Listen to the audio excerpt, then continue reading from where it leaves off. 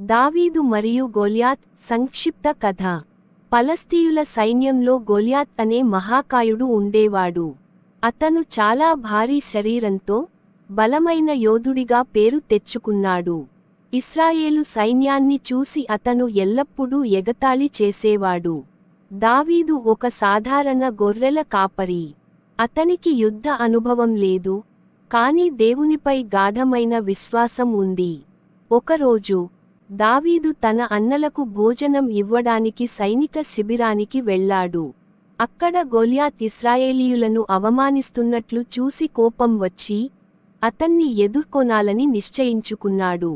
రాజు సౌలు అనుమతి ఇచ్చిన తర్వాత దావీదు గొల్యాత్ను ఓడించడానికి యుద్ధభూమికి వెళ్ళాడు. అతనికి ఖడ్గం లేదా కవచం లేదు, ఒక చిన్న నల్లి, పోగరు మరియు 5 రాళ్లతో మాత్రమే బయలుదేరాడు. గొల్యాత్ అతన్ని చూసి నవ్వాడు, కాని దావీదు దేవుని ఆశీర్వాదంతో ముందుకు వెళ్ళి ఒక రాయి గొల్యాత్ యొక్క నుదుటిపై వేగంగా విసిరాడు. ఆ రాయి అతని శిరస్సులో బలంగా తాకి గొల్యాత్ నేలకొరిగిపోయాడు. దావీదు తన ధైర్యంతో, తెలివితేటలతో మరియు దేవునిపై ఉన్న విశ్వాసంతో మహాకాయుడిని ఓడించాడు.